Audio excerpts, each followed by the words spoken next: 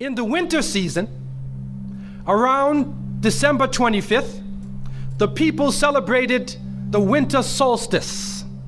And so the winter solstice would come about somewhere from December 21st all the way to around January 6th or so.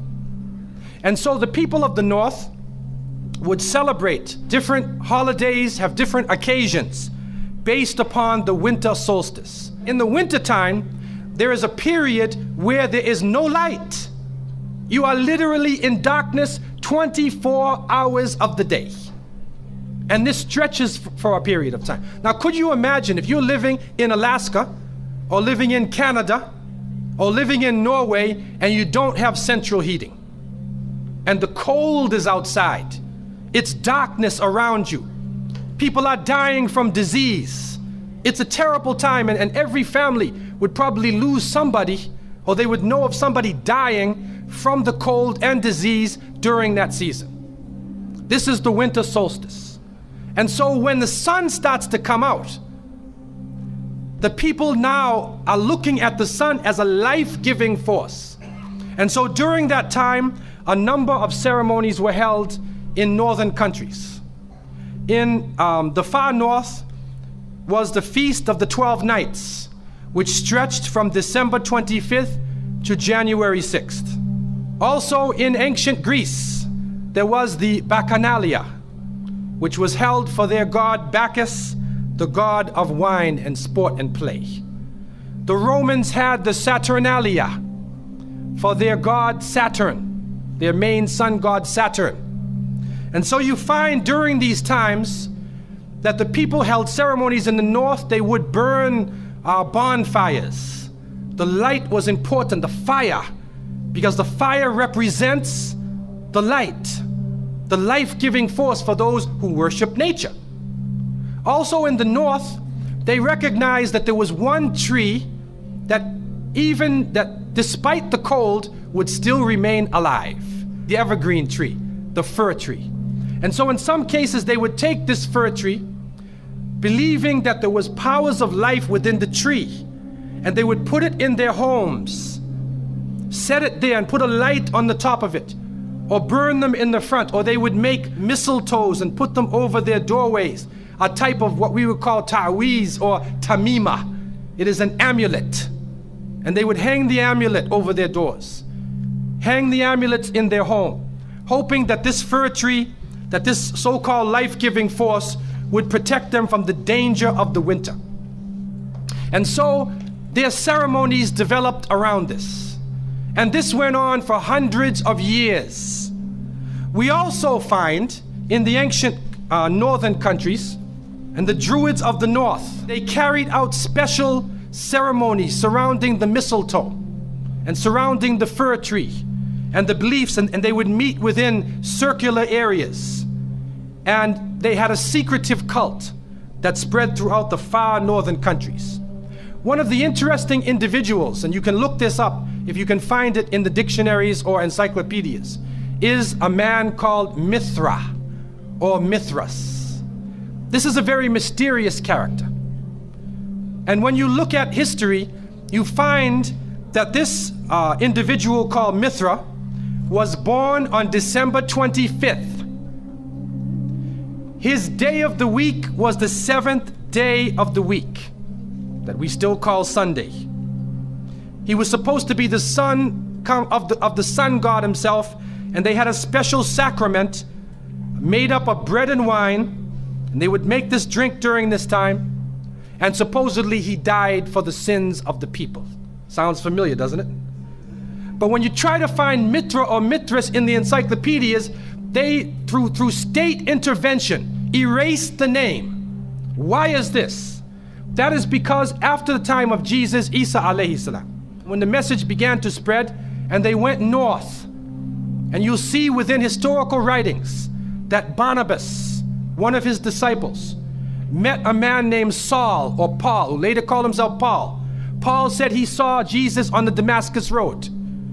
And he went to the disciples, but the disciples turned against Paul. Only Barnabas stayed with him. But when Paul and Barnabas went into Greece, Barnabas left him. Now, what is the reason why they all left him? What are the concepts coming through Paul? Many people say, well, they left him because he was Saul before and he used to torture the early followers of Isa alayhi salam. But also you can see, and if you look at present day Christianity, that most of the concepts of the Trinity, of the blood sacrifice, the original sin, and most of the concepts which relate to more than one God are coming through Paul. The preachers are quoting Paul sometime more than Jesus during their sermons. And so Barnabas left Paul. And somewhere in the early days, in Rome or Greece, somewhere in that area, those missionaries who were teaching the teachings of Jesus, Isa alayhi salam, met with this force coming from the north. And so you will see in ancient Roman history that in some cases the Roman emperor would go out to the Colosseum and the gladiators would be fighting each other and everybody's cheering for the gladiators. Sounds like one of our football games. They would go to the Colosseum, right? And the gladiators would fight. And then if one of the gladiators was down, and they would look at the emperor, should I kill him or not? And if he wanted to kill him, he would go like that, right? You know, that sign down. If he said keep him alive, he goes like this. You know how we use it today? Yes. Okay? He gives that sign. Okay? One of the terrible things happening during these rituals at the Colosseum is that they would bring the Christians out, literally men, women, and children, and feed them to hungry animals. They would take a hyena or a wolf or a lion and get it hungry and crazy and beat it and throw raw meat at it and then send it out on the people, and they would literally cheer and watch as the animal ripped the bodies apart. This is a terrible culture. Tear the bodies apart. And so somewhere along the line, somebody who couldn't take the torture, who felt that maybe we can win these people over, made a compromise. And you start to see changes going on from the early part of the Christian era in Southern Europe, where the major ceremonies held by the nature worshiping people are combined with Christian names and Christian ceremonies, and therefore what comes forth to us is a mixture with the two streams coming together, where you get a monotheistic name or a monotheistic character with a pagan ceremony. And so the mixture of this together is what is giving us the present day holidays that we see. Number one, we understand that Isa alayhi salam, according to the different reports of the different scholars in many religions, he was not born in the cold weather. History shows us that he was born during the warm weather. Even in the Christian traditions, they have the belief that the shepherds were tending their flocks outside. And in Palestine, you cannot keep your flocks outside in the wintertime in the evening. You bring them in because it's cool at night. And so it was the warm weather. It was also the time of the taxes in the north. In the story coming in the Quran, when we see the mention in chapter 19 in verses 24 to 25, and we see the mention of the story of Mary, because it is the belief of the Muslims that Maryam, may Allah be pleased with her, was a virgin, and she had dedicated her life to the worship of one God, prayer and fasting. And by the power of Allah, that the Creator breathed His Spirit into her, and she conceived Jesus. He said, be and it is. She conceived Jesus, Isa alayhi salam, without a father, without a man. That is a belief of Islam. It is also a belief that when she felt the pain of the pregnancy, that the angel came to her and told her to go outside of the city. She went outside of the city to a remote area, and there she found a palm tree, and she found water. And it was speaking about rutub, janniya. It was speaking about a type of rutub, or a type of dates. And those who know, who have lived in the desert area, know that when the dates become ripe, when you start to see the color of the dates change, because dates are not brown, you know. Dates are originally red and they're yellow, they're other colors, but they turn the brown. It's at the height of the heat that the dates become ripe. And so it's at that time that she gave birth to Isa alayhi salam. So from different points of view, different historical points of view and different religions, we understand that Isa alayhi salam was not born during the winter season. He was born in the warm weather. So who was it that was born in the winter season? What is that? Who is that character now? Let us become detectives and try to find out the answer to this problem. Number one, you have to understand this concept of Saturn, the concept of Bacchus. When they are portrayed by the different artists who drew pictures of them or the sculptures, they're usually portrayed as a heavy-set man with a white beard. And when in the Sistine Chapel, Michelangelo drew his picture, you could see the long flowing beard, and there are actually pictures of this man on a sled being drawn by snakes with wings. Snakes with wings. Snakes do not normally fly. But in this case, the snakes have wings, and the heavy-set man is on his sled being drawn by these flying animals. Sound familiar to you now, doesn't it? He's being drawn by the flying animals. He's performing miracles. He's coming out on December 25th, which is not the birthday of Isa alayhi salam, has nothing to do with Christianity. It is the time of the Bacchanalia and the Saturnalia, and he is representing riotous fun, drunken revelry. And so what happens on Christmas, the Christmas season, especially in America, people today are not even thinking about Isa alayhi salam. They're not even thinking about Jesus. They're looking how they can get drunk. On Christmas, what is going on? In the Caribbean and many parts, if they offer you a Christmas pudding or Christmas pie or Christmas drink, watch out. Because it's probably laced with rum or wine. That's the spirit of the season. Now, this riotous occasion that was going on went so far that the Christian church banned it. And the Church of England, according to historical sources, actually banned it all the way to 1647. It was prohibited in England to celebrate Christmas because they saw Christmas as being a pagan holiday. This is an official position taken by the Christian church, the Church of England, who were known at that time as Puritans. What happened was an individual was superimposed. A name was superimposed. We hear about the name of Saint Nicholas. Saint Nicholas. Now, Saint Nicholas himself is actually coming from the ancient writings of Beowulf. And in these writings, which are done in the Scandinavian region, we find the name Nick or Nickel or Nicker. He was known as a demon, the demon of the north. He was known as the evil spirit of the north, the name of Odin, the evil principle. And so in Germany and in many of the northern countries, the people actually looked upon this so-called Saint Nick as being an evil force, and they would tell their children in the wintertime, don't go outside, because if you do, Nicholas will come along, Nickel will come along, he'll capture you, put you in his bag, and take you away.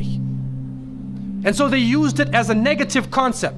In Isaiah, in what is left of the Bible, in chapter 4, in 14:13, the devil is known as the prince of darkness. And it is an understanding that his throne, the seat of his power, is in the north. Somewhere in the north is the seat of power of this evil. And so the Germans also, when they depicted this Nicholas, or this Pelsnickel, as they would say, Pelsnickel in German, it means a furry devil. When they depicted him, they depicted him as a man with red fur. He had red fur coat. And his base was in the north, and he was the essence of evil. And the Church of England till 1647 took the position that this celebration could not go on. So what we are actually seeing is that the Christmas occasion was actually the time of evil. It was the time of the belief in the Saturnalia and the Bacchanalia. And because of this, they shifted the occasion to New Year's Eve. They shifted all of their feelings and their merriment and their evil to New Year's Eve. Now, before we go to that, looking back at Christmas, what is happening now in Christmas season? I don't know what goes on in Miami, but in the northern cities, on Christmas occasion, they put lights around and Santa Claus parades. Do you have a Santa Claus parade here? They have Santa Claus parades, and St. Nicholas is outside and he's in the streets and everybody's talking about St. Nicholas, and the poor children are taught that St. Nicholas is going to come down your chimney. Most people don't have chimneys in Miami anyway, but a 350-pound man is going to come down your chimney and bring you presents and keep his clothes white and red, and go to all of the homes in the area and put presents in your stockings and put presents under your tree, and then fly back out into space. And the poor father who sweat and toiled all year to get you the presents gets no credit for the present given to the child. St. Nicholas comes down the chimney, gives you this present, flies off into the night. And many of us were raised thinking, believing in this. Some of us would sneak into the night and look and see our father putting the present under the tree. We knew what he was doing anyway. But you went along with it, and the people say, well, you know, it's Christmas. Don't you like to have fun? You want to stop the children from having fun? What kind of people are you? But what are you teaching the children? You are using the name of Jesus, using the name of Isa alayhi salam, and you are using a figure who historically is the devil. The devil himself, wal-iyadhu billah. They are using his figure, and he has now taken over the Christmas season. Christmas now to most people means materialism. You have to buy presents for your cousins and your friends, and you got to buy about 34 presents. And you find that most American people are in debt for 6 months after Christmas. Now, where is Jesus? You get drunk, you fight, you lose all your money, the stores raise their prices. Isa alayhi salam is described as a very humble person. Most of the time he didn't wear shoes, only 1 or 2 changes of clothing. A very simple person eating very simple food, fasting most of the time. You see what is going on? There are 2 streams now, a stream of polytheism, a stream of monotheism, and now the polytheism, the materialism, is overtaking the monotheism and standing in the way and taking over our society. And some foolish Muslims coming along from outside of in their country say, well, I just want to be an American. I want a tree too. So I said, one of the brothers said he had a Christmas tree in his house. He came for, I said, brother, do you know what the tree stands for? He said, no. Okay, I'll get a palm tree with dates. I'll make it halal, a halal Christmas tree. But brother, you have to understand what it means. You have to understand what it means. Number one, the Prophet ﷺ, when he talked about a-ruqya, wa tama'im, wa tiwala, he said all of these things are shirk.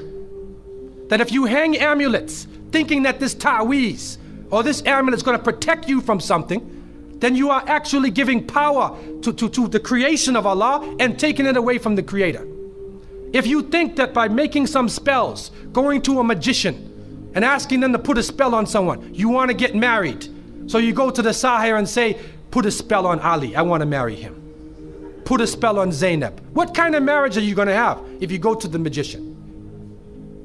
And so the Prophet, peace be upon him, named all of these things, the superstitions, the amulets, all of these type of things are the other stream which goes away from monotheism, from the belief in one God, and takes you into another religion.